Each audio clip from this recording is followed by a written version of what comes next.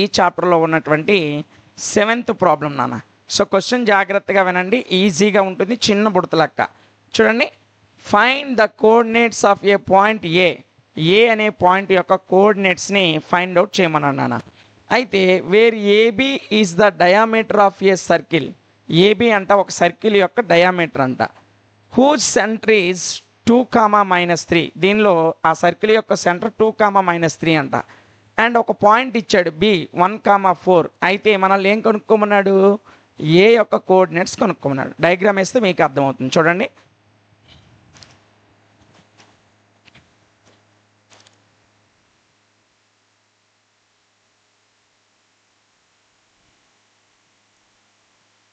So ఇది ఒక circle నాన్న, ఓకేనా.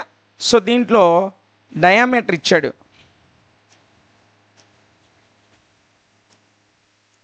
డయామీటర్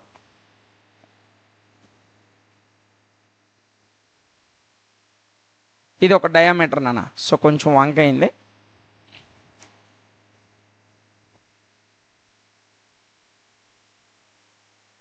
ఓకేనా. సో డయామీటర్ ఇచ్చాడు, ఇది ఒక సర్కిల్, దాని డయామీటర్. ఇందులో ఏమన్నాడంటే వాడు ఏమన్నాడు, ఏబి ఈజ్ డయామీటర్ అన్నాడు. సో అంటే ఏ ఎక్కడ ఉంటుంది నాన్న, బి ఎక్కడ ఉంటుంది నాన్న. మళ్ళీ సెంటర్ ఇచ్చాడు, సో సెంటర్కి ఏదో ఒక పేరు పెట్టండి, సి 2, సి 2, ఓకేనా. సో ఏ ఇచ్చాడు, బి ఇచ్చాడు.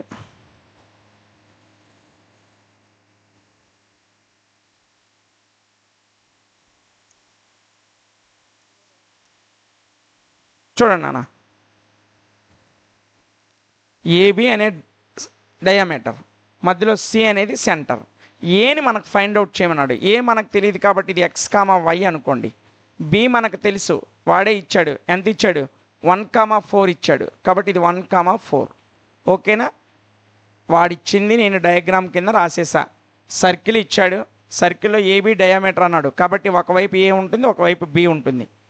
దానికి సెంటర్ ఇచ్చాడు, సెంటర్కి నేను సి అనే పేరు పెట్టాను, వాడు ఇచ్చిన పాయింట్ రాశాను 2, అనేది. ఇప్పుడు వర్కింగ్ ఏం రాస్తారంటే, ఏ సర్కిల్ సొల్యూషన్ అని రాయండి నాన్న. ఏ సర్కిల్ విత్ సెంటర్ సి ఎంత 2, 2, అనేటువంటి ఒక సెంటర్ను కలిగినటువంటి సర్కిల్ అనేది ఉంది. ఈ సర్కిల్లో AB is diameter. AB bar అనేది ఏంటన్నా, AB bar is a diameter. వాడే ఇచ్చాడు డయామీటర్ అని, ఇదిగో ఓకేనా. క్వశ్చన్లో ఏబి అనేది డయామీటర్ అని ఇచ్చాడు. సో ఏబి డయామీటర్ వాడే ఇచ్చాడు కాబట్టి రాశాను. సర్కిల్ యొక్క సెంటర్ ఏమో సి అనుకున్నా, ఏబి ఏమో డయామీటర్ అని వాడు అన్నాడు. అయితే ఇక్కడ బి వాల్యూస్ ఇచ్చాడు, ఏ వాల్యూ ఫైండ్ అవుట్ చేయమన్నాడు. కాబట్టి వేర్ ఏ వాల్యూస్ మనకు తెలియదు కాబట్టి X, Y, and B values ఆడే ఇచ్చాడు. ఎంత ఇచ్చాడు, 1, ఇచ్చాడు, ఓకేనా. So a circle with centre C -2, దీని యొక్క డయామీటర్ ఏబి. సో ఇందులో ఏ మనకు తెలియదు కాబట్టి X, Y అనుకున్నా. బి మనకు వాడు ఇచ్చాడు పాయింట్ క్వశ్చన్లో 1, ఓకేనా. ఇప్పుడు మనకి జనరల్గా మనం ఒకసారి దీని గురించి మాట్లాడుకున్నట్లయితే, సెంటర్ అనేది డయామీటర్కి ఎక్కడ ఉంటుంది, మధ్యలో ఉంటుంది కాబట్టి దాన్ని సెంటర్ అంటాం. సో సెంటర్ ఆఫ్ సర్కిల్ యొక్క సెంటర్ అనేది మిడ్ పాయింట్ ఆఫ్ ఏబి అంటే డయామీటర్ కదా, డయామీటర్ యొక్క మిడ్ పాయింట్ అది తెలుసు కదా మీకు. డయామీటర్కి మధ్యలో ఉండేదే సెంటర్, ఓకేనా. సో అదే రాస్తున్నాను, జాగ్రత్తగా చూడండి. ఇక్కడ మనం జాగ్రత్తగా చూసినట్లయితే ఇప్పుడు మనం ఏదైతే మాట్లాడామో అదే పాయింట్ని రాస్తున్నాను. C is the midpoint. ఏంటి, C is the midpoint. C is the midpoint. ఎందుకు మిడ్ పాయింట్ అయింది, సి అనేది సెంటర్ కాబట్టి. Since centre of the circle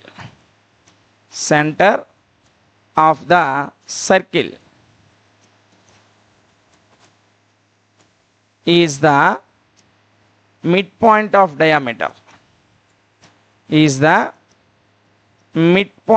diameter. ఓకేనా, అర్థమైందా? సి ఎందుకు మిడ్ పాయింట్ అయింది? సి అనేది డయామీటర్కి మధ్యలో ఉంది కాబట్టి ఎప్పుడు కూడా డయామీటర్ యొక్క మిడ్ పాయింట్ ఏదవుతుందంటే సర్కిల్ అవుతుంది.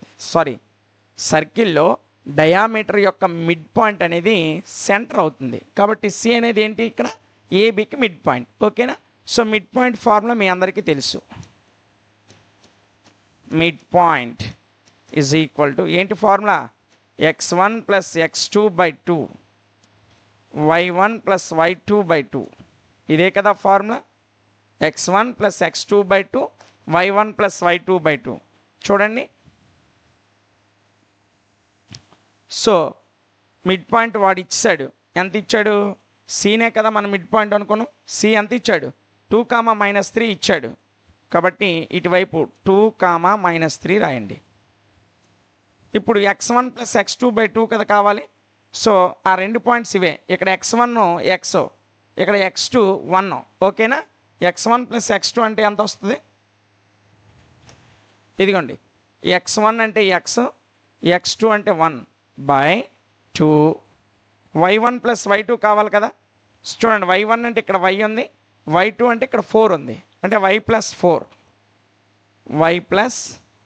4/2.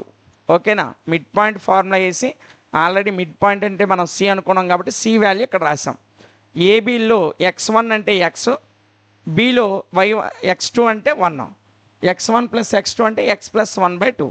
ఇక్కడ y1 అంటే y, y2 అంటే 4, y ప్లస్ 4/2. అంటే ఇక్కడ ఈ ఫస్ట్ పాయింట్ అంటే ఈ x కోఆర్డినేట్ అనేది ఇక్కడ x కోఆర్డినేట్కి ఈక్వల్, ఇక్కడ ఈ y కోఆర్డినేట్ అనేది ఇక్కడ y కోఆర్డినేట్కి ఈక్వల్. ఓకేనా? సో అదే రాస్తున్నాను. That is 2 is equal to x plus 1/2 and -3 is equal to y plus 4/2. ఓకేనా? ఈ x కోఆర్డినేట్ అనేది ఇక్కడ x కోఆర్డినేట్కి ఈక్వల్, ఈ y కోఆర్డినేట్ అనేది ఇక్కడ y కోఆర్డినేట్కి ఈక్వల్. ఓకేనా? జాగ్రత్తగా చూడండి. సో ఈ 2 ఇటు వచ్చింది అనుకో, 2 2s ఏమవుతుంది? ఇటు వస్తే మల్టిప్లై అవుతుంది కదా, 4 అవుతుంది. 2 × 2 ఇక్కడ x ప్లస్ 1 ఉంటుంది. ఈ +1 ఇటు తీసుకొచ్చేయండి, -1 అవుతుంది. Is equal to x. 4లో 1 పోతే ఎంత రానా? 3. x వాల్యూ ఎంత వచ్చింది? 3. ఇటువైపు చూడండి, ఈ 2 ఇటు వచ్చేయండి, 2 3s ఎంత అవుద్ది? -6. ఇక్కడ ఏం మిగులుతుంది? y ప్లస్ 4 మిగులుతుంది. ఆ 4ని ఇటు తీసుకురండి, -4 అయిపోతుంది. Is equal to y. So y is equal -6 -4 ఎంత? 10. అంటే x వాల్యూ ఏమో 3 వచ్చింది, y వాల్యూ ఏమో -10 వచ్చింది. ఓకేనా? సో అయితే మనకు కావాల్సింది ఏంటి? ఏ కదా.